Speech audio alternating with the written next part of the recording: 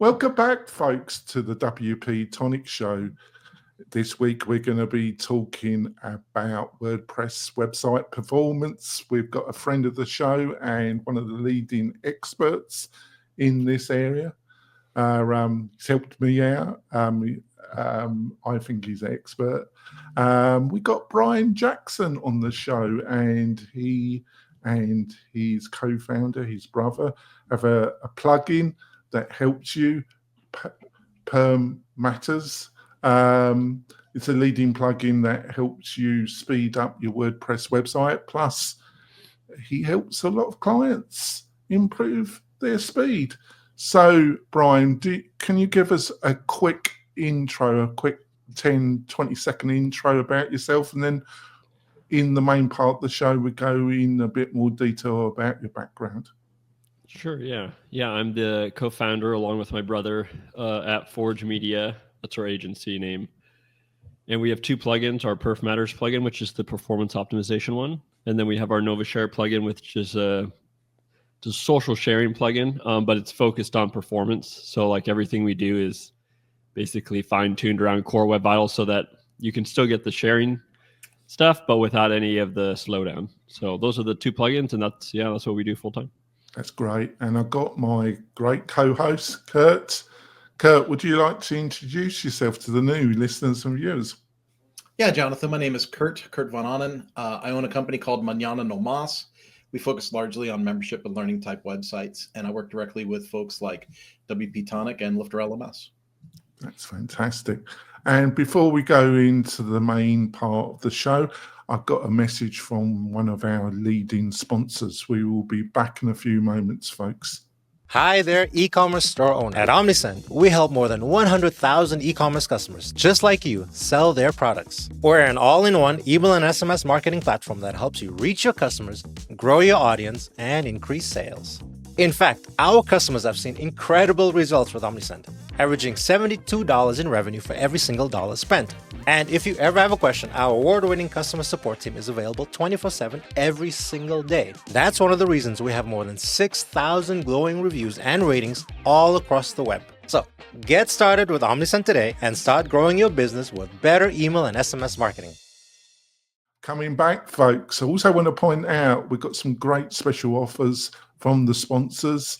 Plus, we got a curated list of the best WordPress plugins and services that will save you a ton of time, you WordPress professional. You can get all these goodies by going over to wp-tonic.com/deals. wp-tonic.com/deals. And I think Brian's plugin is on that. If it isn't, I will put it on that list. Yes. So, Brian, how did you get involved in the world of WordPress initially? Well, it was originally back. I've been blogging. I started my first WordPress site in 2008. So that's when that was back when it was still like a blog, like pretty much just blogging. I kind of just fell in love with just typing out tutorials. I was in IT at the time, so it was all like always sharing like SharePoint, all this just Microsoft IT stuff, and that's the world I lived in. And just fell in love with WordPress at that point. And over the years, in the evenings, I kind of got more into the affiliate marketing stuff, like sharing like what I was using, like, oh, I love this tool, I love this service.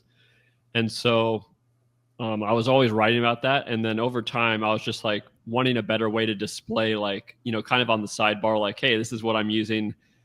And then like, maybe here's a discount code or something to share for it. So my brother was a WordPress developer at the time. Mm-hmm. And we kind of just said, like, what if we put together just a plugin to like share coupons and like services that we're using. So we made our WP coupons plugin at the time, and it wasn't public or anything. We just were using it on our own blog for a while, and eventually we got so many people asking for it that we eventually packaged it up and started selling it as a plugin. So that's kind of how we got into the plugin space, I guess you could say. Was it just grew out of something we were using on our own site and then turned into our kind of a first plugin. Yeah, would you say your most intense period with WordPress was when, I don't know precisely what your official title is, I presume it was manager of SEO and content at Kinster Hosting. I think you would agree that was when you were in that role, it was the most intense period of your involvement in WordPress when it comes to intensity. Would that be correct? Yeah, for sure. Yeah. Yeah, I went through a couple different roles. When I left, I was the chief marketing officer. Right. And I wasn't doing as much of the day-to-day work as I when they first hired me, because they grew really, really fast. Mm-hmm. But yeah, that was definitely the most intense period I've had in WordPress.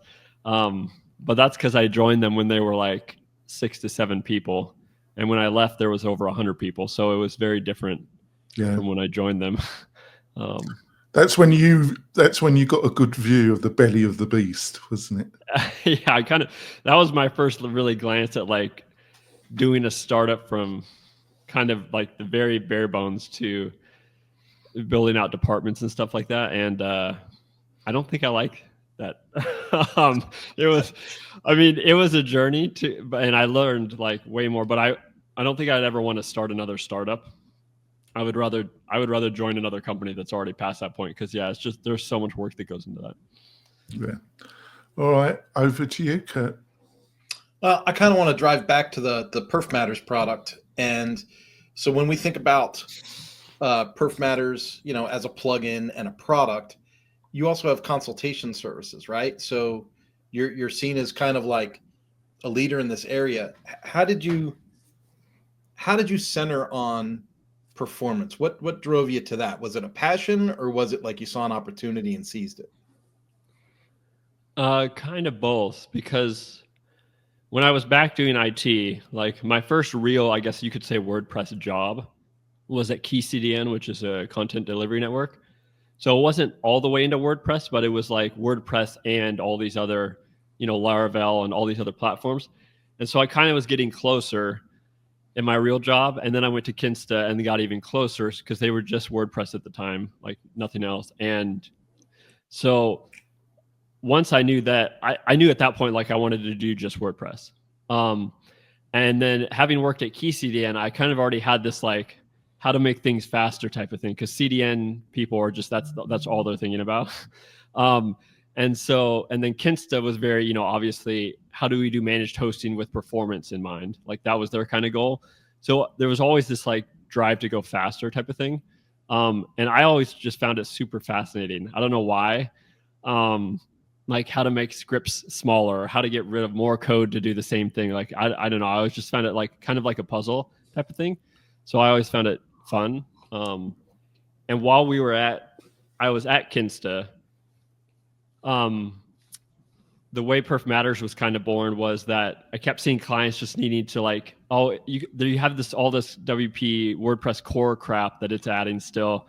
Like a host isn't going to fix that part of it for you, like sure, Kinsta's doing all this great stuff on the server side, but like you have a 30 kilobyte dash icons library you're loading that you're not even using at all. So like, why don't you just disable that? So stuff like that, like I really just love doing that type of thing. And so my brother, who is the developer kind of at that time, was we had our coupons plugin, so we kind of knew how to do a plugin. So we were like, let's just build the Perfmatters plugin here and just start adding like disables to it. And that's kind of how that was created. And it kind of just morphed over time. But then we don't officially advertise optimization services, but we do it anyways. I mean, it's we're thinking about publicly launching an audit service down the road here. But again, with our plugins, like we've invoiced people for like work and stuff. So we do that type of stuff all the time. And I think Jonathan will tell you, like, we'll go above and beyond usually when it comes to, if you're using our plugin, like I'll tell you everything that's wrong with your site if you're using our plugin. Yeah, you made me cry, actually, Brian. but no, I do. We're going to redevelop it. It's my WP-Tonic site.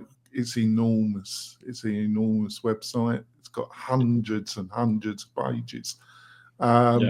and it was built over 8 years ago, and it's a Frankenstein. And it needs, but I just can't face. I don't want to put the money in it, and I can't face. I haven't got the bandwidth, so we're trying to keep it going. Probably, but I have it redone sometime at the end of this year. Yeah. Most of the clients we work with have what you call the Frankenstein type of sites. Like they've been going for 6, 8, 10 years, and like it's just a mess of everything that's they've done over those 8 years, basically. I wouldn't say the WP-Tonic is a mess, but I would say it's a consequence of anything that's been around a long time. Yeah, and even our own sites, like, the database, I'm sure there's some old stuff in there that shouldn't be there still, just because, you install plugins, you remove them. Sometimes you don't get rid of everything. So it's just one of those things that kind of grows over time. I kind of had a follow-up question, if it's all right. I was thinking the listener and the viewer to this show, they hear the topic, but they might not understand like the benefit or what. So everybody wants a site that's faster, but like if you're developing a site for a business, what are the main advantages for the site to perform more quickly and better? And you had mentioned speeding things up for Kinsta. So what's the interest in a host for wanting to have higher performance? And maybe that'll help the listener and viewer understand why certain things like dynamic websites and stuff don't do so well with some performance things. Like you got to be careful how you use them, right? Yeah. Well, anybody that knows me knows that I prefer managed WordPress hosting, just because I feel like, it's a couple more coffees a month, and like you're going to have so much more extra work done for you just automatically that you don't have to worry about. What do you? I think it's the most abused term in the WordPress. What in your mind?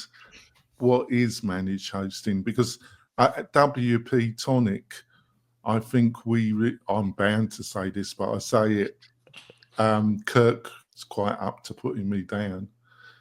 I think we go well beyond the average of what is seen as managed hosting at WP-Tonic. Would you agree at that, Kurt? Well, adding plugins, taking out plugins, setting up SMTPs for people. I mean, we above and beyond. There's more services given at WP-Tonic than any other host I've used or tried. Yeah. So what in your own mind is, when you say managed hosting, what is managed hosting? I would put you guys at like a third layer almost type of thing. Like you have I'm just going to call them out here. You have your Bluehost type of thing, or your Namecheap hosting, like these shared WordPress hosts. And then you have your managed hosts, which are like, Kinsta, Rocket.net, Big Scoots, these type of folks. And then you have kind of probably what you're doing, where you're going above and beyond and actually like going into the sites and doing all this stuff.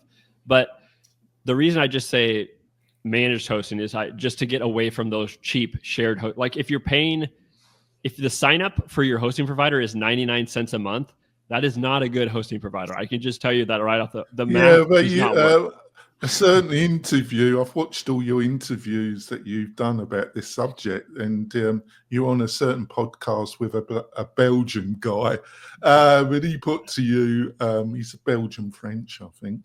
But he put the concept, well, it doesn't matter what hosting you use, just use the cheapest, and then just use Cloudflare and caching. Bob's your uncle. And in your very polite way, you kind of semi-pushed back on that, but he was adamant, wasn't he? The reason I pushed back on that kind of goes to what Kurt mentioned earlier, was the dynamic sites, because Cloudflare is great, and we use it. Lots of hosts use it now, which is great. And that's great for when you're caching the entire site, like at different locations. But the moment you're bypassing cache, or like with these WooCommerce sites, like you always can't cache like the checkout page, the cart page, like all these places. And when you're not hitting cache, that's when the server is getting hit directly. So like if your server is slow, your WooCommerce site's gonna suffer. So the shared hosts they're using less resources. So like it's directly related to performance. So like I did push back with that guy because Sure, if you cache the entire thing. Well, and he's it like I say, delivers he's the worst. The Belgian French. They're the worst. They're the French. I've got a hate-love affair with the French. I've lived in France, but the worst of the worst I've found are Belgian French, Flemish Belgian speakers. They are the pits when it comes to they know it all. Well, he was Yeah. more technical. It depends on your technical expertise too. Yeah. Like if you don't know what caching is, you should go with a managed hosting provider who's probably going to handle it better. Because the guy I was talking with, he's a little more technical and like, sure, like maybe he can optimize his site to hit caches. No, he was in a way he was correct, but he was correct in a certain type of website.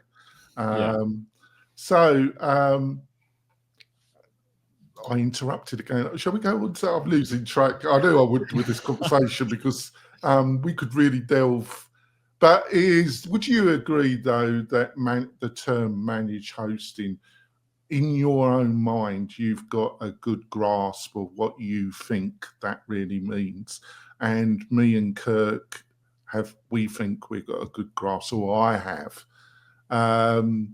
I regularly mystify Kirk, but there we go. But I think in general, would you agree that in the beginning of 2025, it's a really abused term? Yeah, I would agree. I just think of it as the hosts that provide the extra services that should be day to day. So like I have people reaching out all the time that like I ask for like, can you make you need to troubleshoot this on a staging site. And they're like, how do I make a staging site? And like, with the managed host, like it's a one-click thing to make a staging site these days. Like that's just deliver. And like on these cheaper hosts, like you got to run a plugin just to make a staging site. And then you got to figure out the DNS. There's so much like just these little things having them, like it's worth the extra, $20 a month or something to just get those extra things. That's kind of where I put the managed hosting providers. And sure, there's like Kinsta, maybe in some like Rocket.net that go more performance, heavy. They care about like, how's Cloudflare optimizing the site and all that stuff. But yeah, I agree. It's a very broad term. Yeah, I think it's well abused. And I didn't know if we should delve in, but I think we leave our hosting recommendation to the bonus content. We can have a good slagging session then. Well, I will. So let's go on. So what are a couple of things that you regularly see that really affects WordPress performance in general? What's the couple of things that you really think that people should understand from this podcast, really? The first one I see a lot is you should be using Cloudflare these days and using their edge, what they call their edge cache. And if you don't know but I'm going to butt in a little bit here. Oh, yeah, I call it the dark triad of this. Where is the cache? I call it that. Where is the cache? Where is the ring, as I call it? Because you can have caching plugins installed. We have regular clients that come to us that got free caching plugins installed on various different developers. Then you can have caching from Flare. Then you can have caching from whatever hosting provider they're with, who keep saying we've switched it off, but at best they switch it off until the next update of their servers, or it's never really switched off. And then thrown into the witch's brew is a CDN. And that's kind of caching in a way, isn't it? So you could end up with like I say, where is the caching? Is this making sense, Brian? No, I mean, I see it literally every single day on almost every client I work with. Like they've got different cache setups, and I think it's got worse though. No, I mean you've got object cache, varnish cache, Cloudflare cache, hosting cache, page cache, plugin cache, exactly. And so like yes, I know what all those layers are, but for this person just trying to build a website for somebody, like, I mean, I can't even imagine like what it must be like, because yeah, there's just so many layers these days. However, I'm going to throw this out there again. I know you don't like it. It's another reason to go with a managed hosting provider, because you don't need a cache plugin necessarily. So like, there's just one less thing you got to like, I don't need to worry about this. Like, they're going to do it for me. But I agree, it's confusing. But the reason I say edge cache is so important is if you're serving global visitors, like, which you're probably with WP-Tonic, like you're probably serving different countries, I'm assuming, like you want it to load fast in Germany just as fast as you do in, Las Vegas or something. And so edge cache is the only way to really get rid of that server response time due to the distance. It's the only way to do it. And it was a great invention. And, ever since edge cache kind of became popular, like I've been trying to push it on people as much as I can, because it is really a powerful feature. Yeah, we obviously, this whole term of what is a hosting provider is another term that's abused, because we don't provide the bare metal.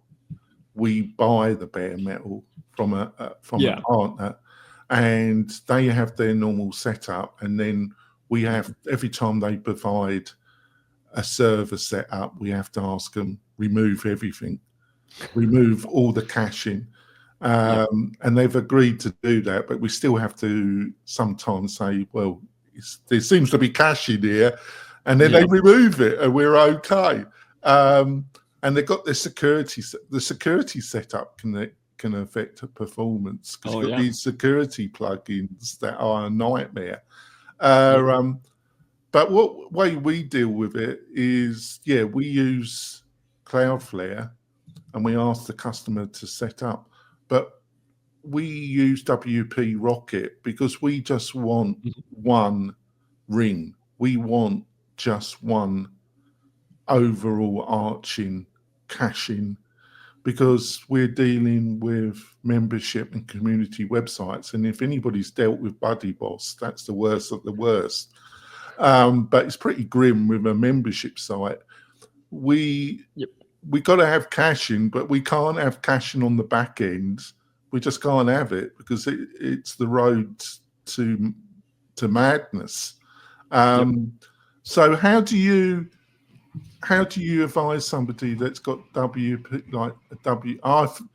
You with your other interviews, you recommended a couple of other caching plugins. There's a lot of rubbish in that particular area.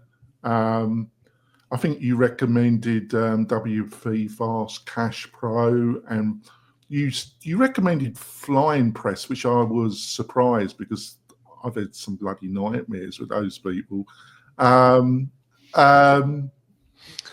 I still think WP Rocket's pretty expensive, but it's solid as far as I'm concerned. But how does that work with what you're saying with Cloudflare? How do you recommend, if you're go on. Rocket's good too. I mean, I actually literally have Rocket mentioned on Perfmatters site in multiple places. So like, that's great. You do? I do. Yeah. Even though they're a competitor, I still meant it's a great product. So, but I have them kind of split out, as in like, here's some free ones and like, here's Rocket, because obviously, people have different budgets. And so like, WP Fastest Cache is a great. Is that a polite way to say that the people that are tight? I guess you could say, yeah. I mean, we're dealing with WordPress folks here, so there's a tight, a big range of budgets. Tight. Don't want to spend any money. Want top performance, but don't want to spend any money on it. Fastest Cache is a great one. Super Page Cache. Those are the two I really like that are kind of free, and then Rocket is a great premium one, and like they've been around forever. So, but yeah, I mean, Cloudflare, like Rocket has an add-on in their tool. Like you can control the Cloudflare, whether it's purging the cache or not, kind of in Rocket there. But they don't do edge cache necessarily. So like Cloudflare APO. So like you have to turn that on from your Cloudflare account technically. But yeah, it works great with those. But like you said, the different cache layers can be confusing sometimes. I mean, And if anyone does have questions about that and they're using Perfmatters, like feel free to reach out. I mean, I'll happy to answer any cache questions you have. But can you explain, because I've interrupted a little bit, which I normally do, what does Cloudflare Edge do? What is it and what does it do? And then, and it's become, all these discussions it's brought in all the time, isn't it? Use Cloudflare Edge. It seems to become the leader. Yeah, so what is it and why is it technically better than some of the other solutions? It's pretty much becoming the norm these days. And the reason it's better is, I mean, the easiest example is, like, let's say you have your server hosted in Nevada. Okay. So someone from Germany is going to go to your site. There's going to be probably a 500 to 600 millisecond delay on the server response time because of the distance across the ocean trying to get to your site. So that delay there is already going to hurt you. And there, in the past, like 5-6 years ago, there was no way to fix that. Like, you have to reach the website. It has to go across that distance. And while your site's cached locally, it's not cached all the way across. So when Edge Cache came out, basically that said, we're going to cache your entire site, including the HTML, in a Cloudflare location in Germany. So when that person in Germany goes to visit your site that's technically hosted in Nevada, they actually hit it in Germany in the Cloudflare cache bucket. So they don't even have to do that distance anymore. And the server response time goes from 600 milliseconds down to 30 milliseconds. So it's a huge improvement on the server response time. Now, it doesn't impact like, JS images. These are all just normal CDN things that have been sped up for years and years and years. It's just that server response time. That's what the Edge cache is fixing. Now, if you're just serving local clients too, you might not need it. Like if you're just doing, say you're in Nevada there and you're just serving local clients in Nevada, like I wouldn't bother with Edge Cache because they're all like, you don't even care about anyone in Germany at that point. But if you're serving global clients, then I would say you want Edge Cache. Yeah, but it's dynamite when it comes to WooCommerce or membership or Buddy Boss, isn't it? That's why you need to know, because caching is great. But the other, what's the difference? You do get Edge with the Cloudflare free account, but if you're really serious, would you recommend to go with the Pro Cloudflare account? Because I think they offer some slight differences in the control of Edge, don't they? So I want to make this clear. You don't get Edge caching in the free version of Cloudflare or the Pro version of Cloudflare. Yeah. The only way you get it from Cloudflare directly is to go in there and turn on what's called Cloudflare automatic optimization, and that costs $5 a month. Yeah. But, or maybe you were referring to, like, you can add it in the free version. Like you can flip it on in the free version of Cloudflare. So either plan, you can go in there, turn on this Edge cache, Cloudflare automatic optimization. Now, for those out there that have like managed hosts, I would check with them first because a lot of them just bundled it. Like Kinsta, Rocket.net, they have these already bundled in their pricing. So like you can just turn it on in your dashboard. You don't got to go pay separately for this stuff. So like check with your host first too. But yeah, but when it comes to WooCommerce, and like I say, you've got to be, can you set it? Yeah, that's what I mean, because you can end, you've got to be a bit cagey with this because it can end up with a real fest show, can't it? It can end up with a real pull your hair out. Yeah, no, I agree. And again, this, I know I'm always mentioning managed hosts, but this is my bias of working there. But this is sometimes where like Kinsta and Rocket.net, like they have these rules in the background to make sure like things don't cache where they shouldn't, like on the cart page, the checkout page. And if you're just like doing WooCommerce straight on a shared hosting provider, many of these don't have these rules. So like you're going to end up caching the wrong thing and end up seeing like, why is a shopping cart showing for this other person that is completely on a different computer? Like that's what problems you start running into. And so you do want to be careful with cache because you don't want to cache the wrong thing. And so, yeah, that's definitely a problem, but you can go into Cloudflare and create rules. Yeah. Say, I want to exclude, like, I don't want this. We tend to do it with WP Rocket. We tend to do the heavy lifting with WP Rocket with working with Cloudflare. You know, Yeah. we just want one, and it gives the micro control that we need. But we are boutique hosting providers. We got different requirements. I think with so what you're saying, like a national US, if you're somebody that's got customers nationally or internationally, you really got to go with Cloudflare and Edge, really, because Pretty much, yeah. yeah. I've interrupted a bit. I think we got some knowledge there. It's time for our halftime break. We're going to be delving in the world of performance with WordPress, and we've got a lot more to discuss with a true expert, Brian Jackson. We will be back in a few moments. Tired of hosting providers that can't handle high traffic loads? Conversio is here to help. Our platform can handle any amount of traffic, all without slowing down or crashing. With immediate Slack support, performance optimization, and a team that thrives on resolving technical challenges, your e-commerce business is in safe hands. Learn more about Conversio at conversio.com. Coming back, folks. I've insulted the whole of Belgium. I don't care. They're nice people. It's only me, folks. We've had a fantastic discussion about performance. Just want to point out, if you're looking for a real great WordPress hosting partner, and you're looking for somebody that really specializes in performance and the setting up with membership and community focused websites, why don't you look at becoming a partner with WP-Tonic?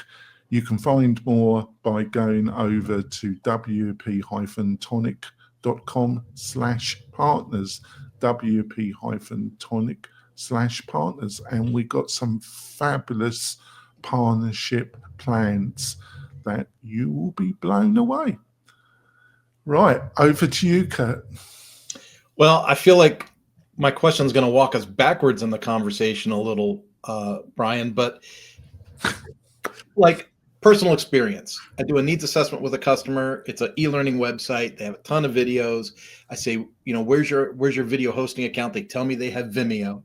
And then I go into their website and they loaded 16 gigs of video to the media bin.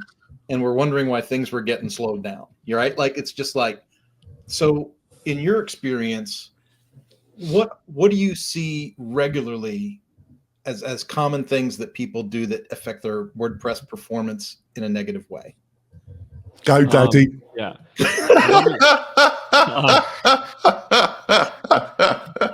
I don't disagree with that. The big daddy. They're never going to sponsor my show, but there we go. I don't care. I wouldn't take their money anyway. And that's saying something, because I would literally take money from anybody. Right, sorry. So I put a few notes together on this topic. Like, maybe I'll just kind of go through a few bullet points. Yeah. That's helpful. Yeah. So like the biggest things that I see. So like, I would say the first one is, JavaScript. I always say JavaScript. That's always the problem on these sites most of the time. And I know, Jonathan, this was an example kind of on your site, was the drift chat thing. Yeah, we've got it back on, but we have done what your recommendations about delay, and it's made a big difference. Yeah, a lot of these. But people like using those chat things. Oh, yeah. I like to get rid of it completely, because they always want to talk to me at the wrong moment, but they love it. So we put it back on, but we did what your recommendations were. Yeah. So like in that example, a lot of these chat boxes or third-party scripts, like Google Analytics these days is like 140 kilobytes. Like, there's scripts everywhere, isn't there? These scripts, it's script city, isn't it? It's gone bonkers, isn't it? It's nuts, and they don't care about your performance. Like, it's obvious at this point, they don't care. Like, and so the only way to fix that really is to figure out ways around it, workarounds. And one way with like his example was to use delay.js, and so like that's something we have in our plugin. And basically you just delay the JavaScript on user interaction. And And it's not really a hack because Google is saying this JavaScript is not used. So why load it? And so basically you're just delaying it till someone interacts with the page and then it loads. So like with the chat box, it's an easy example because you can't click the chat box until you move your mouse anyway. So it's like, why load it right away? So delaying JS is a huge thing these days. I think it's super helpful. And something I recommend pretty much everyone do. You have to watch the show. I put in some comments. There's a certain WordPress person. He's put his 2 pence in it. Thanks, Matt. All right, sorry, Brian.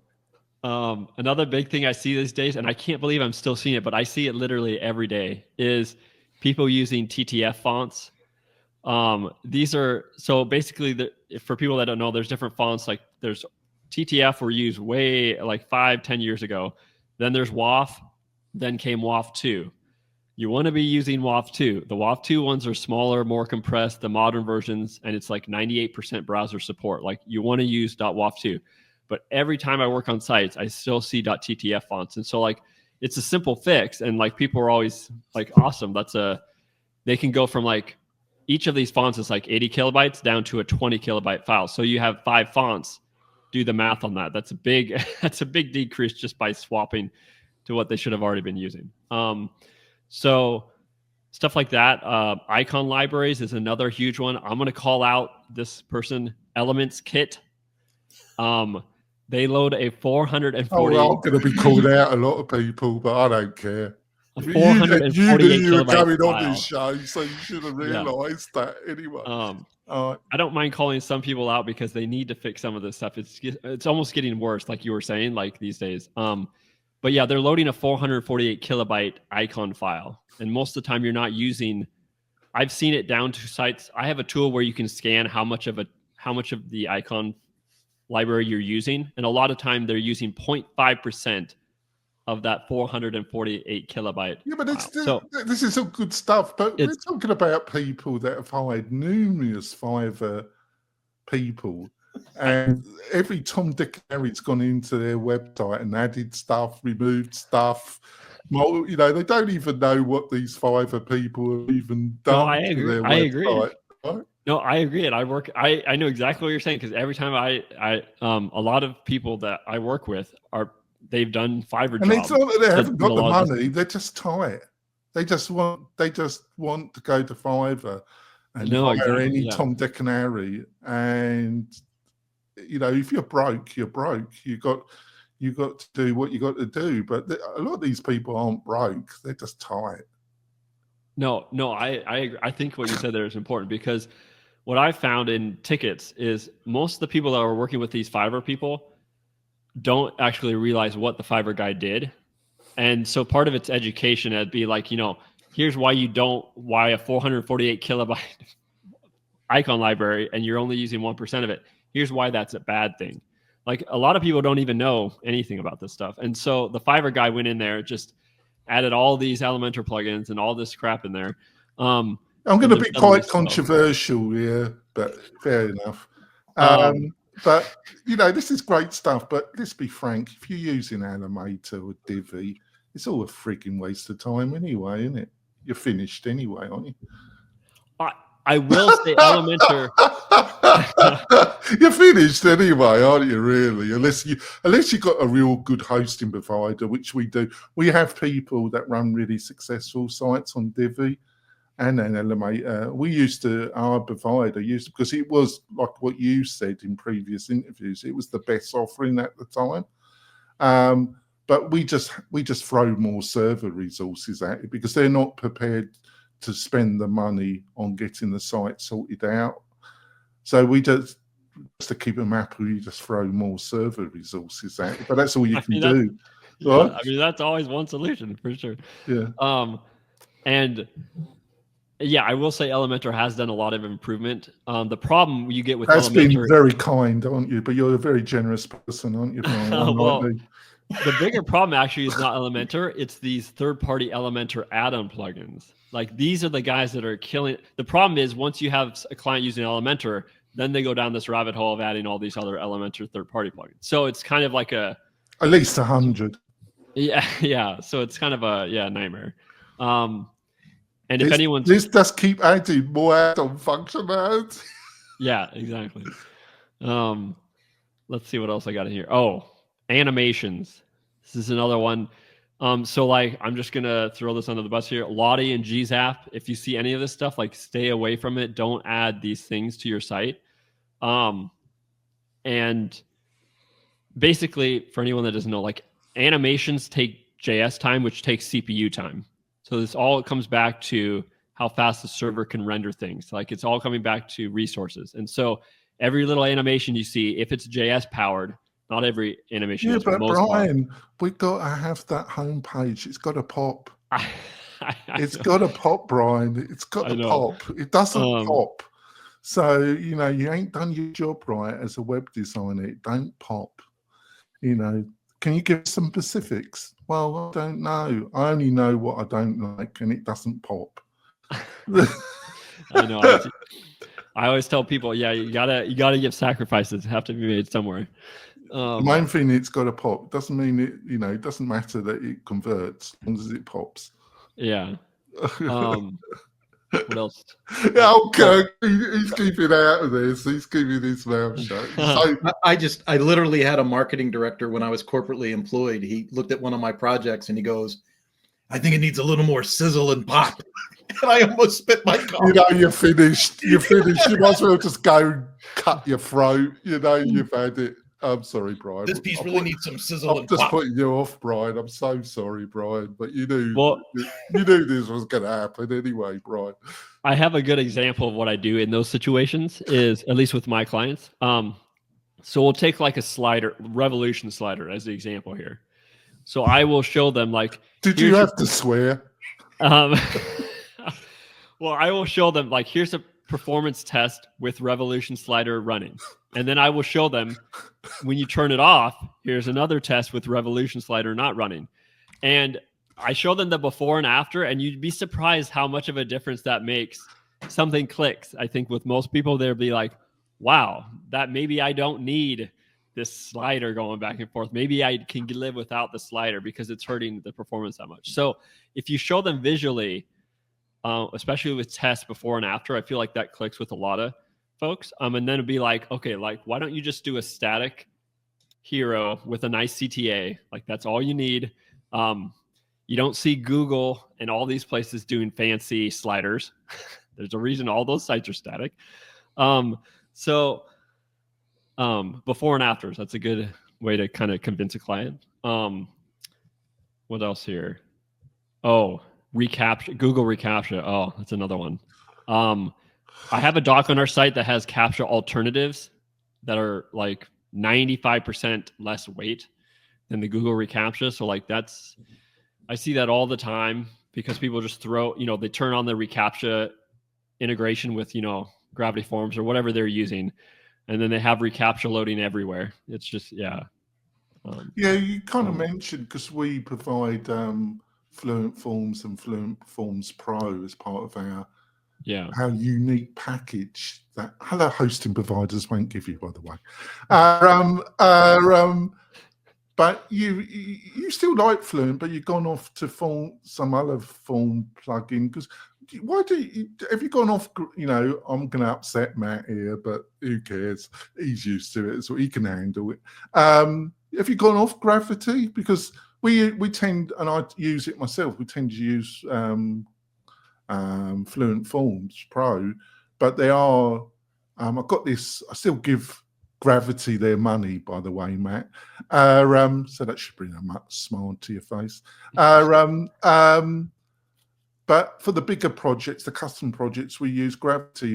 Have you gone off Gravity Forms? If you become? No, actually, I haven't used Gravity Forms probably in 8 years. So I was Fluent Forms for almost up until last year. I was Fluent Forms for many, many years.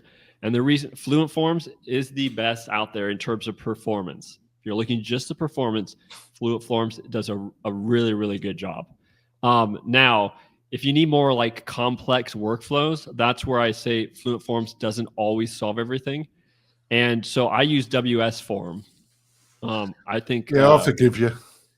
I like WS Form, and the reason I use that is for an integration with Google Drive and uploading attachments. There's just a couple things that I like how the workflow is better, and for our tickets, like on our contact It's page. nothing like dealing with a client that's got a WooCommerce site and they're doing like 2 million plus turnover, and they've got Contact 7 on their website, is there?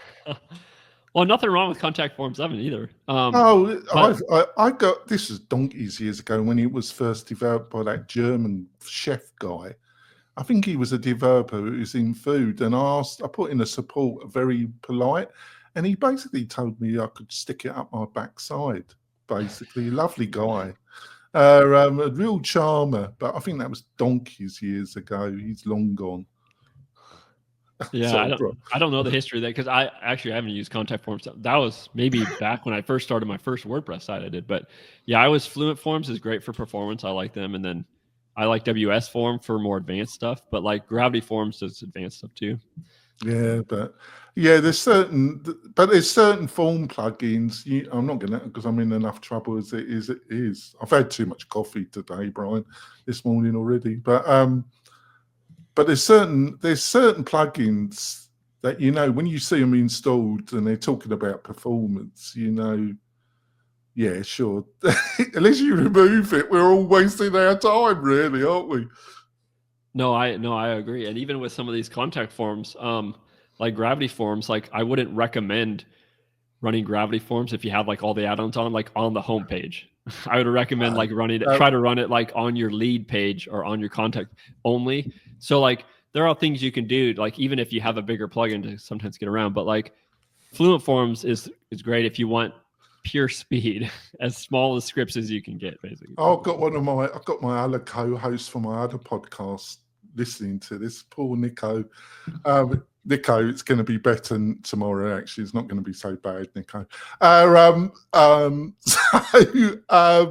Yeah, it's just a witch's brew. But if you follow, and I think you were right in previous interviews you had about this.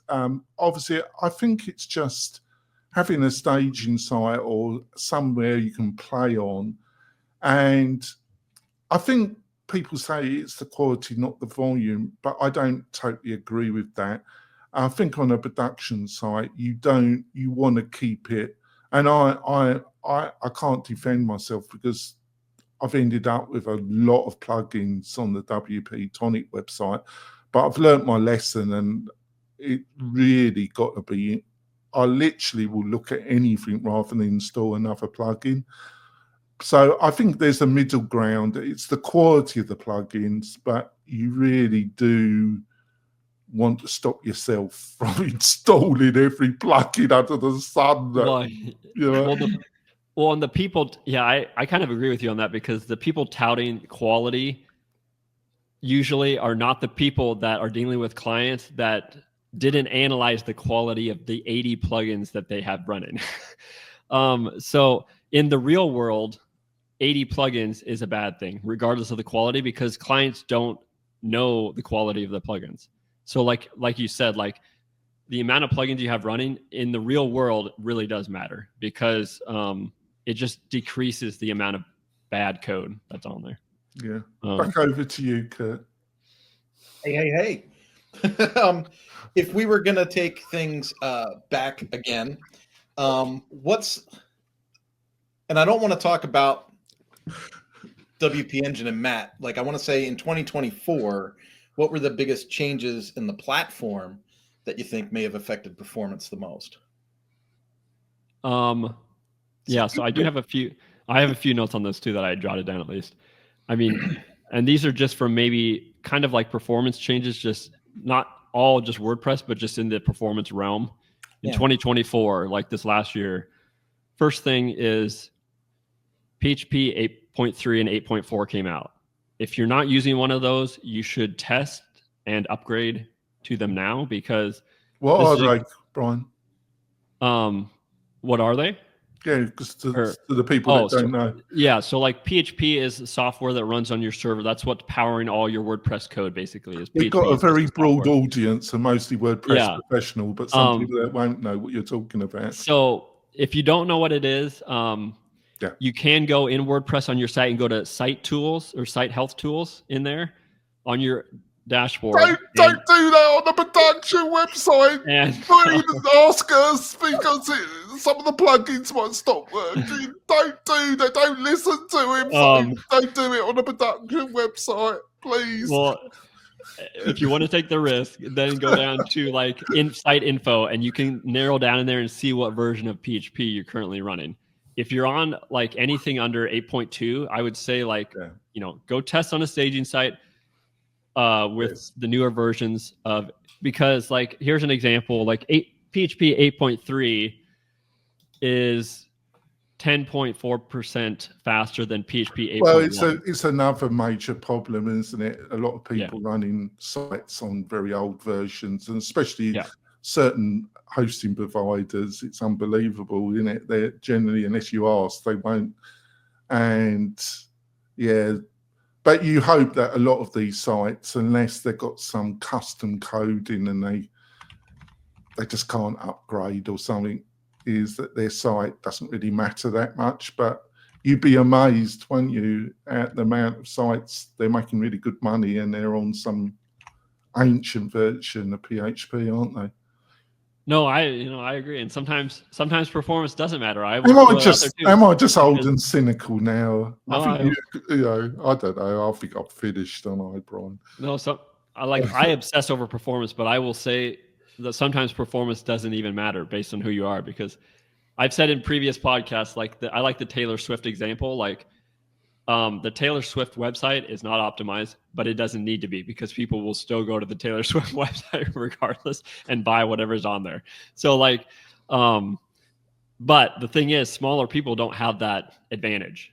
So the PHP, what's the next thing before I interrupt again? Because I've made a sod of this interview, and I've interviewed so many times. I'm sorry, listeners. So AVIF. So there's different image formats. There's JPEG and PNG is what everybody's been using for years. Then came WebP, which is a smaller version. You can compress your images to the WebP, and now we have AVIF. I don't even know if I pronounce it right, but with AVIF. Well, that's a whole other bucket, isn't it? Because we install as part of Short Pixel to help them, but it's a whole. Yep. It depends on what browser you're using, because isn't it there's certain browsers that will support certain image standards, and there's others that won't. That's a whole area in its own, isn't it? Well, so AFIF got what you call in 2024. That's why I was going to mention this. Is they got baseline support, and baseline is what Google is kind of a new thing they're using to say it's universally supported by all the browsers now. And AFIF support is at 95%. Oh, is browser it? support? So I mean, I've had some clients that have gone just straight uploading AFIFs. And now I don't know if I would be willing to do that yet, but I've had some clients do that. And however, you would be safe to do that with WebP these days if you want to go straight to WebP. But that's one thing that did change. So if you haven't looked into AFIF yet, you might want to look. It's definitely smaller than WebP. It's not as big of a jump though from JPEG to WebP, if that makes sense. But it is something I've converted a few of my sites to AFIF now. Just not all of it, because it's a kind of a big undertaking. I'm going to let Kurt take over for 5 minutes, because I've got something I've got to deal with. I'll be back in a moment, folks. Sure. You want me? I got a couple more. You want me to just run through? Yeah, if you've got one or two more, I think that would be good, and then we can jump into AI a little bit. This one's more WordPress specific. So, WordPress launched what they call the speculative loading plugin.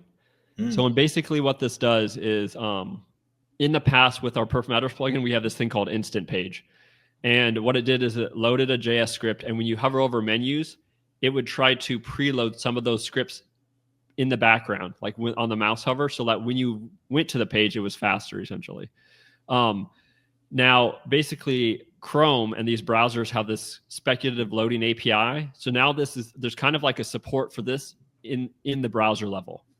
And so WordPress launched, it's free by the WordPress performance team, speculative loading plugin. I'm actually telling people to install this and use it. even over our instant page feature, which we'll probably end up removing eventually. And basically that takes advantage of the browser support, but to like preload the menu navigation type of stuff. So it's something, if you haven't looked at that yet, go check it out. I'm using it on our Perfmatters site even. So like, take a look at that. And a couple other quick things here. As of September 2024, all browsers support fetch priority. If you don't know what that is, like go on our Perfmatters site docs and like search fetch priority. You can like, I have some stuff on there you can read about fetch priority, but it's another one you should look into if you're not using it. I think there's another thing I would like to point out that Brian, if you really want to learn in detail this, Brian's got a tremendous amount of resources on that website, and it's a really great resource from people that really understand it. And you have spent a lot of time writing out a lot of content, haven't you? And I do publish a lot of tips. I don't have time to blog these days, but I do publish tips that are not even Perfmatters always focused, just about how performance on our Perfmatters site. So like on our docs site, you'll find all sorts of performance. It's one of the main resources that I go to educate myself on. So Brian, you've done an excellent job. Oh, thank you. And the one last thing I will say here, again, this is kind of technical, but like sometimes it's good to know, is in the past there's been gzip compression. This is at the server side, Brotli compression, and now there's this new one called Z standard compression. This is something Cloudflare's kind of rolling out kind of behind the scenes to everybody, but like if you don't know what it is, I'm about to publish a doc on our Perfmatters site. It's not quite there yet, hopefully within the next week or two, but it's something you should take a look at if you're not doing it already. So what's your position? Because we ask all our people to set up a free Cloudflare account because the security, we're anal about security, and I spend a lot of money with Mailcare and Blog Vault. They're the main, and I spend a lot of money with them, but they're a great company, and I think security and backup and we got 3 vector levels of backup. We got to be really anal about this, and we are. Oh, yeah, sure. Because there's nothing not having a backup and a backup that's not been hacked. So we're pretty anal about it. But some people criticize using Cloudflare because they've had some security problems, but I still think the benefits outweigh any concerns. Would you agree? I think you do agree with that, don't you? Yeah, and I don't know why they would have security problems with Cloudflare. Like Cloudflare should prevent more security problems. Well, there's been some things said that Cloudflare has been hacked. Okay, right. Yeah. I mean, there's always risk of internal stuff, and like it's a company trying to make money. So like definitely there's risks. And they've been criticised for some of their business practices, but I've always found them to be pretty decent people to do business with. The hiring viral video. Yeah. The firing video or whatever. Yeah. Yeah. So there's I've seen some of that stuff for sure, but I mean, I don't think that should stop people from using a good product in the end run. Like, so yeah, I will still advertise Cloudflare even regardless. Right. So we go on to what AI tools you use. Do you use any on a regular basis, or you think it's Satan on earth? No, so I use AI. I would say I was trying to think of this question the other day, and I use it probably a good 20, 30 times a day now. And this is up from last year. I would say last year it was probably like I was tinkering with it once a day or once every other, like, just playing around. And like I use it all the time. Now I will say I have a premium X account, but so I use Grok a lot. I have a couple examples of what I use it for. So like the other night I used it for some tax questions in Washington State. We have this Nexus crap stuff. We got to pay my state and Washington State stuff. But so I forgot because it's only a thing you do once a year. So I had some tax questions. So I literally asked AI, I got the questions back. I was like, oh, that's right. Okay, that's how it worked. And so done. Easy, quick. And, Another thing, and that obviously the Washington tax site was down. Obviously, they don't have you as Oh, my word. consultants, do they? twice in a row too, they took it down, and then they put another downtime. That's up, what and then happens they when brought it you're down. running it on Joomla, isn't it? I don't know what they're doing. So we're gonna drop the final question because I know Kirk's got to go off. Brian, what's the best way for people to find out more about you and what you're up to? Best way is probably just I'm on X a lot. That's probably where I push the most stuff. I'm on Blue Sky too, and all those places too. I'll respond. But yeah, on X at Brian Lee Jackson, or our site perfmatters.io. You can send us a message there if you have performance questions or if you want to see about using our plugin, anything like that. And I couldn't recommend Brian more. He's been very helpful, and he's one of the top people. There's so many quality people in WordPress, and Brian's one of them. So, Kurt, how can people find out more about you and what you're up to? For business, it's anything Mañana No Mas. Mañana No Mas on X, Facebook, and of course, mañananomas.com. If you just want to make a connection, hit me up on LinkedIn. I'm the only Kurt Von Ahnen on LinkedIn. Makes me easy to find. And thanks for being patient in this podcast, Kurt. It's actually going to get crazier. We're going to have some bonus content where we're going to be talking about hosting providers, page builders, caching. We're going to delve. I'm going to embarrass myself. Brian's just going to look at me like, what the fuck hell I came on this podcast, but he's used to it. He's still a friend. And you can watch the bonus content on the WP-Tonic website. It should be fun, or fun for you. Brian doesn't care. We will be back next week with our roundtable show, our notorious roundtable show, where I have my monthly kind of spewing of the leadership of WordPress and anybody else in tech that comes on my radar, with my beloved panel. Should be great. Brian, you want to listen to get some giggles? We will be back next week, folks. But like I say, we will be continuing the discussion, which you can view on the WP-Tonic YouTube channel. We'll see you soon, folks. Bye. This podcast episode is brought to you by Lifter LMS, the leading learning management system solution for WordPress. If you or your client are creating any kind of online course, training-based membership website, or any type of e-learning project, Lifter LMS is the most secure, stable, well-supported solution on the market. Go to lifterlms.com and save 20% at checkout with coupon code podcast20. That's podcast20. Enjoy the rest of your show. All right. So let's go into hosting, because obviously you're involved in Kinsta, and I think when you were on the Belgians podcast, the Belgian, you said Kinsta, and he kind of, I always got on with Kinsta. I think it was the PHP, but you pointed out that he improved that. So I think if it was between WP Engine or Kinsta, somebody's saying those two or nothing, I would say straight away, just go with Kinsta. Not because I think WP Engine are terrible. I just honestly think, but it depends what you're looking for, doesn't it? Because there isn't, I think the main thing where people get a bit confused, there isn't one hosting solution that's the best for all these different type of user scenarios, is there? That's the reality, isn't it? I would agree with that. I would, like, depending on what you're doing, one might be slightly better than the other. I would definitely agree with that.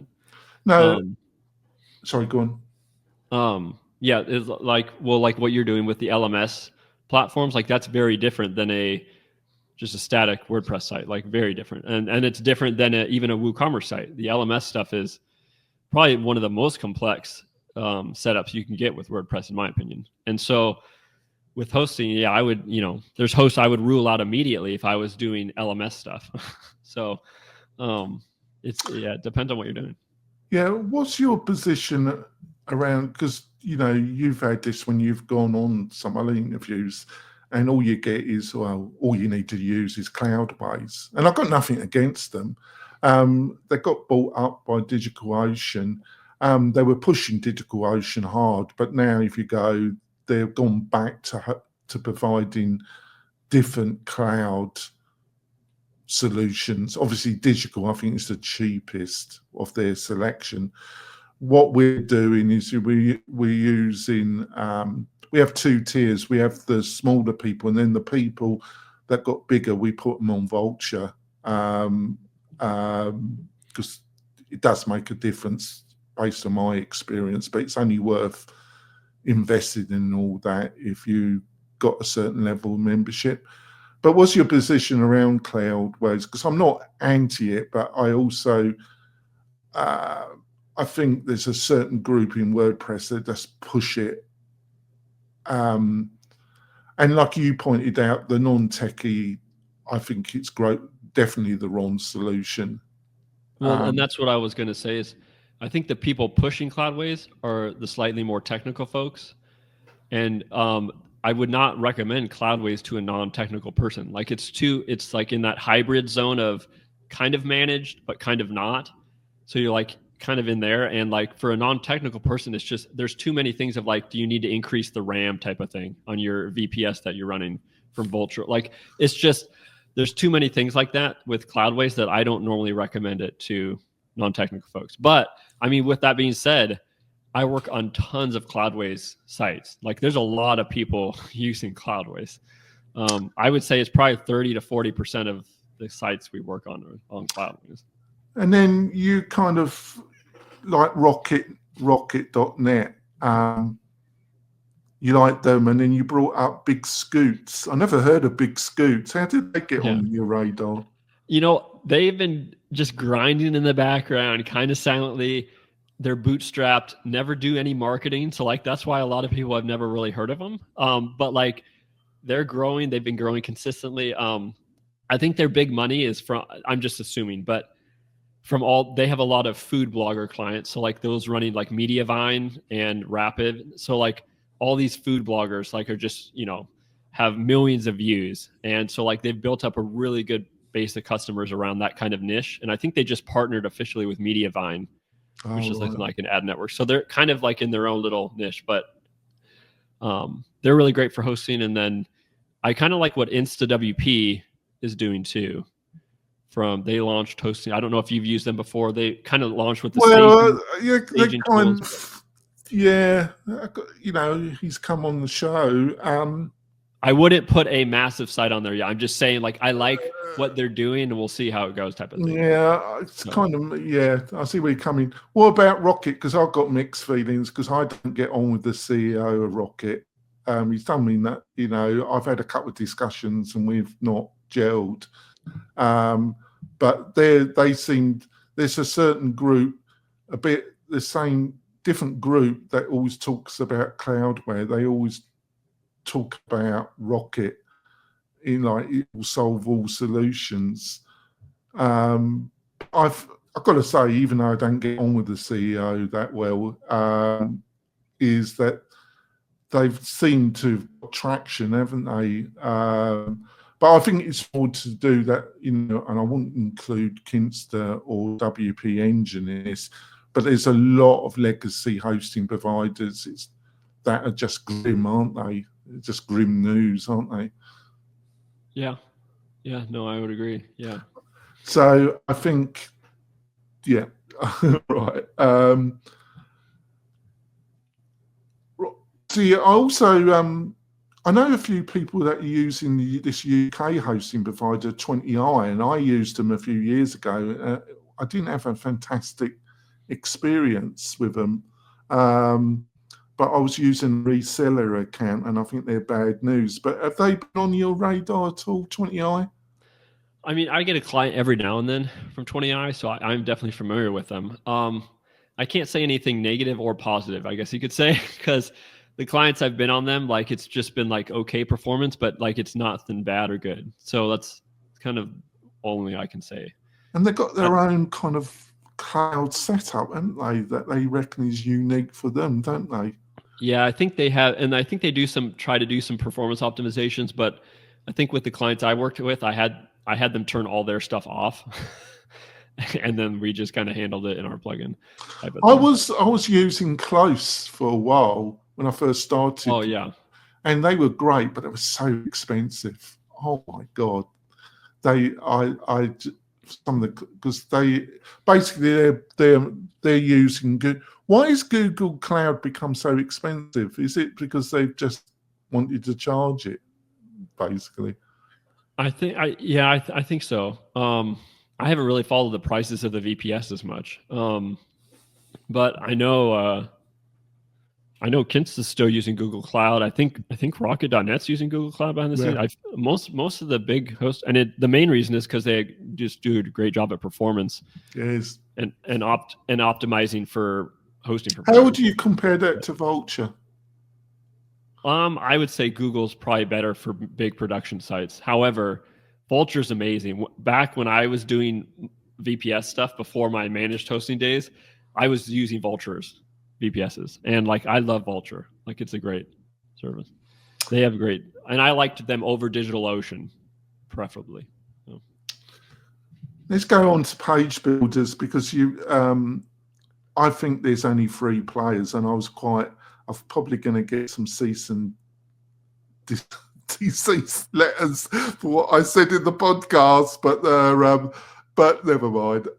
But I think there's 3, and you've mentioned. I think personally, we became big supporters of Cadence WP, but also GeneratePress are pretty good. I think you love GeneratePress, don't you? But I think for the type of people that we're trying to help, I think because Cadence, what Ben has done with Cadence WP has been fantastic, and also provides a lot of WooCommerce support. And obviously, it's owned by the same company that owns Learn. Stellar. Yes, there. But I think basically you got Cadence WP. I think GeneratePress. I've asked him to come on the show, but he never replies to my emails, so I've given up. But I don't think he generally comes on podcasts. He does. Tom's kind of a behind-the-scenes type of guy. But he should. But he's doing some great things because he's introduced classes and that, hasn't he? It's quite amazing what he's built there. And then you got the other one, which is non-Gutenberg, and that's Bricks, and that's Tom, isn't it? And I think they've done an amazing job. And I think they're the only 3 main players, isn't it, that I could recommend to people. What's your own feelings about this? That's literally the bullet list I give to clients when they ask. Is I give GeneratePress first, Cadence second, and Bricks third. And I use Bricks as like if you want to use a page builder. Like if you must absolutely use a page builder, go with Bricks over like, I would say over Elementor or Divi or something like that. Like I like what Bricks is doing performance wise in the page realm type of thing. Now I still think you can do most things with GeneratePress, but I do agree with you that the thing is the navigation. Has he sorted out because it was the navigation system in GeneratePress that I thought was a bit icky. I think so. Yeah, I mean, you can pretty much change anything now with that. It's a lot different than it used to be 1 or 2 years ago. But I agree with you as far as Cadence does have some cool stuff for WooCommerce. Like they definitely focus more on WooCommerce than GeneratePress does. So it depends on what you need. But like you said, I don't think you can go wrong with any of those 3, performance wise. I'm going to throw this to you to see what my instant reaction gets. If you had somebody say they were going to use breakdance, what would you say? I'm not a fan of breakdance. He's another one. He's another one I don't like. I've fallen out with him a couple of times, and he lives up around Lake Tahoe, but he's been nasty to me, that geezer. Oh, really? Yeah. Only a little bit. All my opinions are based on what I see on a day-to-day basis in tickets. Yeah. So like this is what I like. GeneratePress and Cadence, as far as performance goes, those 2 are by far way above anything else out there. Bricks is doing a great job too, but again, like GeneratePress and Cadence are like, yeah, way beyond everything else. Yeah, we're in agreement. And then we get to what I said in the podcast, the black triad of. So when it comes to CDNs, because of our particular niche, we always push bunny.net because if you're going to host videos, and we tend to push, as part of our bundle, we provide Presto Player, and Bunny with Presto Player works because it provides a lot of functionality that our kind of user base is looking for. And the cost savings are enormous compared, because Vimeo and some of the other, they've really bumped their prices up because they weren't making any money. And then I think a couple of years ago, they got a new CD, and a new chief officer, and they bumped the prices at Vimeo. But Bunny, you just love it. And then you got the people that you used to work for as well. I forgot their name. The Swiss CDN. Key. But Bunny seems to dominate this. I think it's well. So we tell people to set it up and host their videos there and use Presto that we provide. But in general, I think it's still a great offering, Bunny.net. What's your own thoughts about that, Brian? Yeah, I don't think you can go wrong with Bunny or KeyCDN based on what you need. The one other thing I would throw in there is that Cloudflare's video hosting has gotten a lot better over the last 2 years. And it's still, I feel like the integration with WordPress is a little more technical. That's the problem. Still. I was looking at it, but I re-looked at it 6 months ago. It's I would say it's not quite there yet, but like keep your eyes on it, because I think in a year from now, like it'll probably be quite easy. And their pricing, obviously, because of the volume that Cloudflare does, like it will probably be very, very good. So I would like keep them in mind for anyone doing video hosting. But yeah, Bunny, I see a lot of people using Bunny these days. Well, the thing is, because we kind of offer Presto Play, and it's got all that chapter and the other functionality, and it works. You set it up to work with Bunny tightly. And if you're in our particular niche and you want a lot of control over video, it's just a good synergy. Yeah.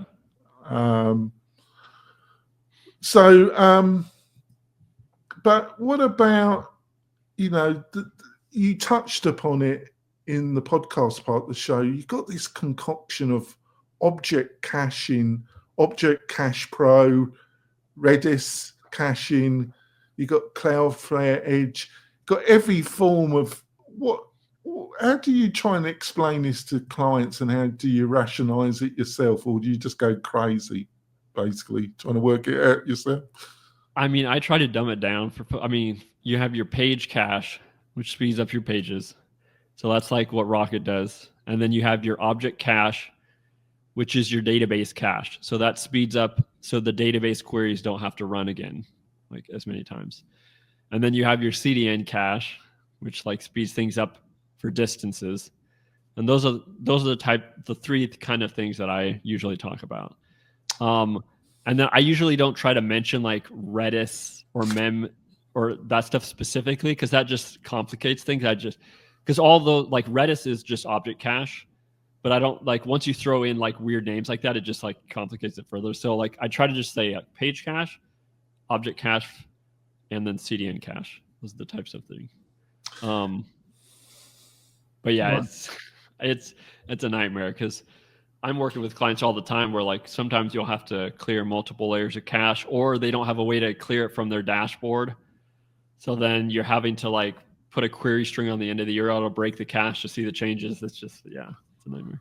Lovely. I think you mentioned it in some of the other leading podcasts that you've been on recently, this whole fixation. It's understandable, but I'd love to get some additional insight from you about how people get totally obsessed with their Google page ranking, their speed ranking.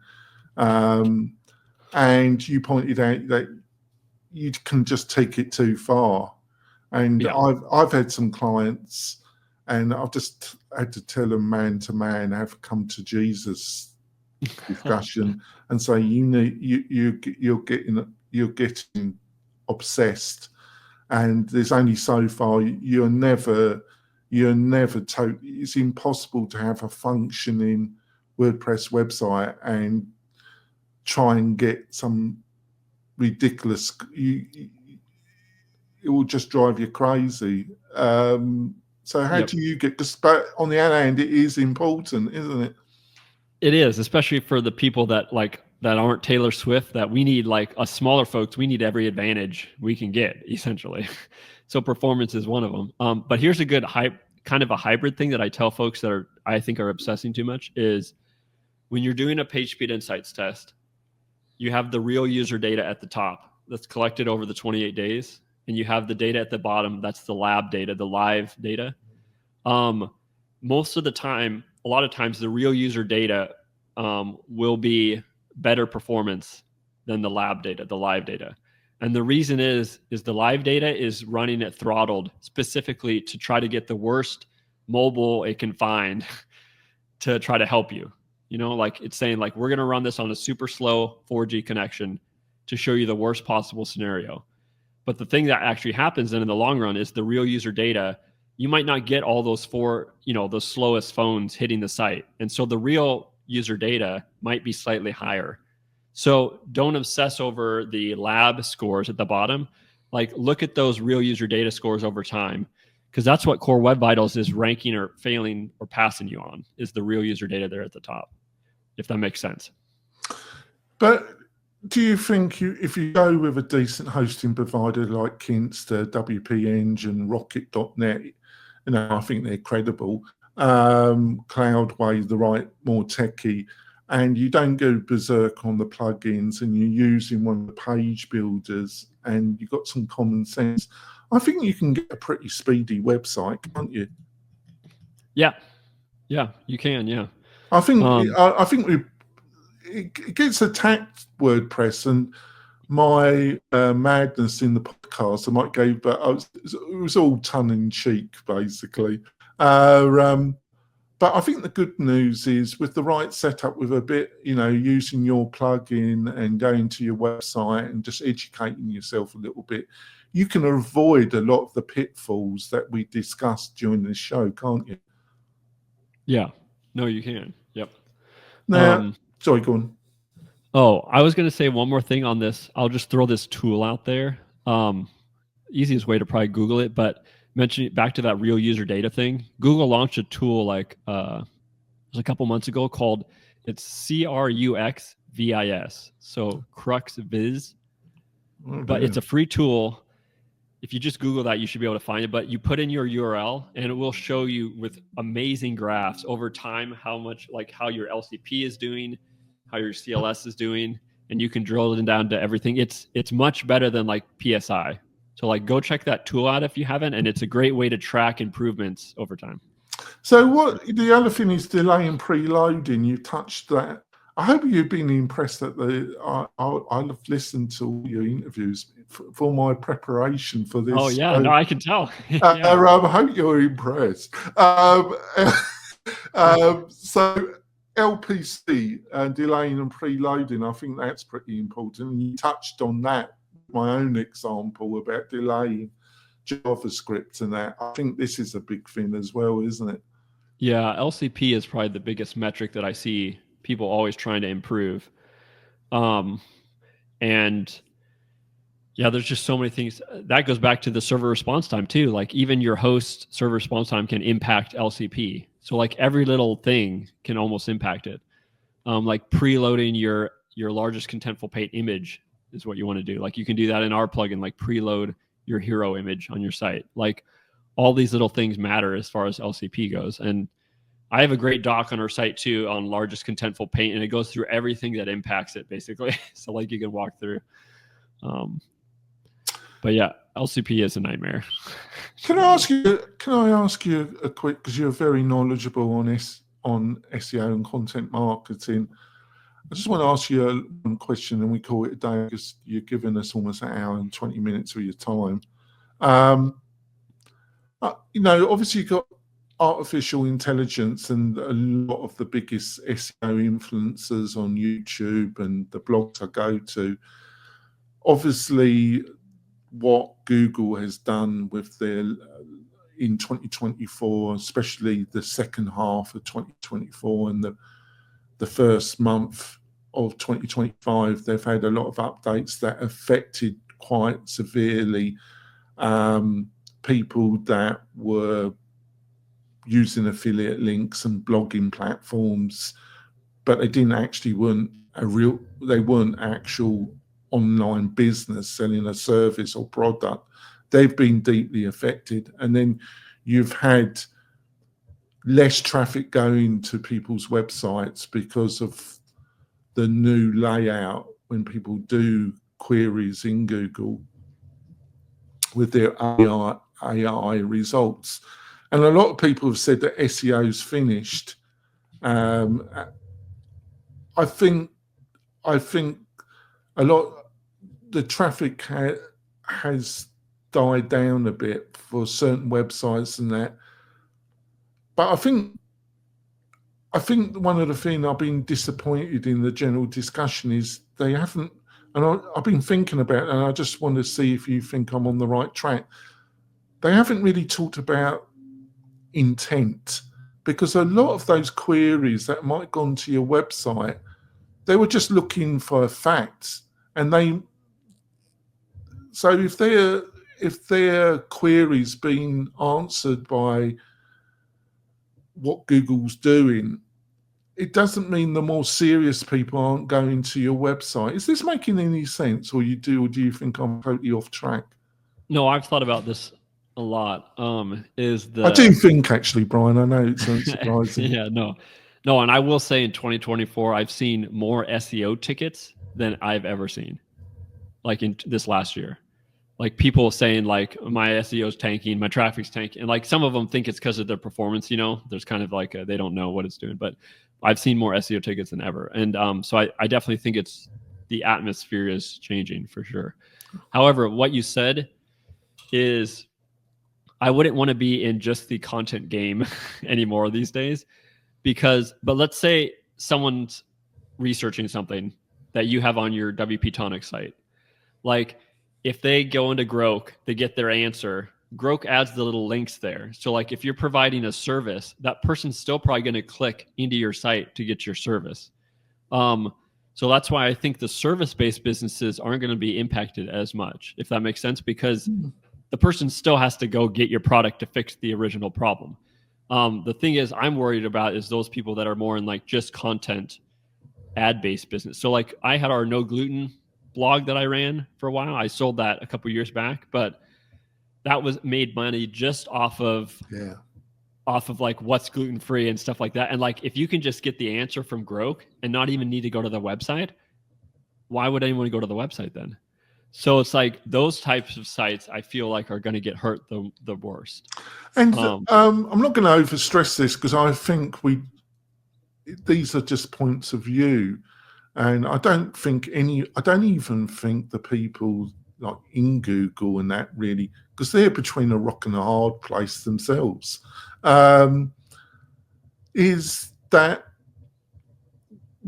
I tend, there's an answer I want straight away, a factual answer, the quicker I get it.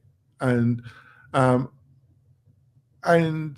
you'd be amazed, something local, that how many loops you still have to go through to get some sensible answer. It's still crazy, really. But then I'm trying to learn something. I tend to do a kind of a online wander, as I call it. You go to various resources, YouTube, websites, various resources, just to find out a broad synopsis, and then you do a deeper dive. I don't see that being affected really, because it's the kind of, because the only thing that somebody would go against me, they're saying that these large learning language models, it will become a personal assistant and you have a conversation with it and it will just package all that together. But I think we're still that might come in the next few years, but I don't think anybody really knows, do they? I think that's the propaganda that's pushed, but I don't think it really matches what we're finding. What's your view about what I've just outlined? Yeah, I mean, it's hard to know where things are going, because I don't know if you followed I forget what they're called officially, but the Tesla robots, the robots he's making in the factory. Like, I do think in our lifetimes, like, there will be those robots. Well, in our yours, I'm a lot older than you. Well, I've only got a few more years to go, thank God. But I do see those, like, in our houses, like folding the laundry. Like, I do think that's going to be a reality. And I think you will be talking to the robot, like, while it's doing things. And, like, if that's just Grok in the robot there walking around, like, you can just ask it, like, what's the weather? Like, answer my tax question for me. Like, I mean, I do see that. But there won't be any need for you, Brian. So. And I mean, but there is this kind of, I think everybody has this sense of, like, nobody knows what's going to happen type of thing, because I mean, there's so many things that could change over the next 5 to 10 years. Well, they are really trying that, who knows there. I'll be surprised if we see that in the next 5 years, but I might be wrong. But definitely the personal assistant with what Microsoft Copilot, Gemini, they want to build an all-embracing personal assistant that provides. Obviously, the privacy consequences are there quite alarming, but I think, and I might be totally wrong, because I think they're pushing that, but I think the amount of resources, hardware, and that, they're probably pushing that a bit too much, in my opinion, but I might be totally wrong. It doesn't mean that large language models aren't fantastic. I think there's a lot of spin, but that's always part of technology, isn't it?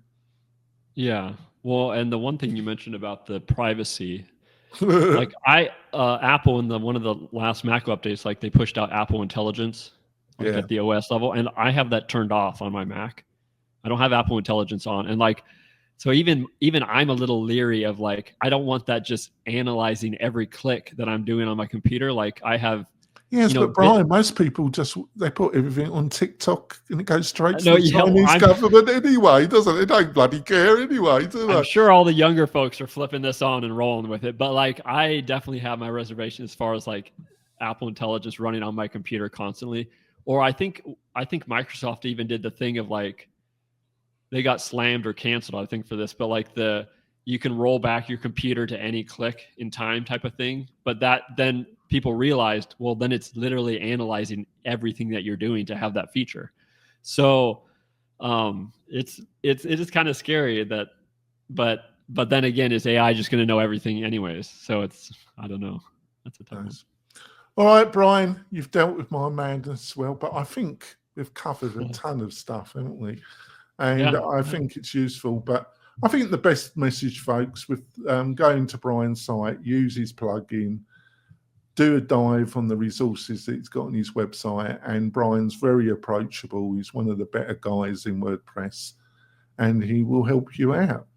We will be back next week, folks. Bye.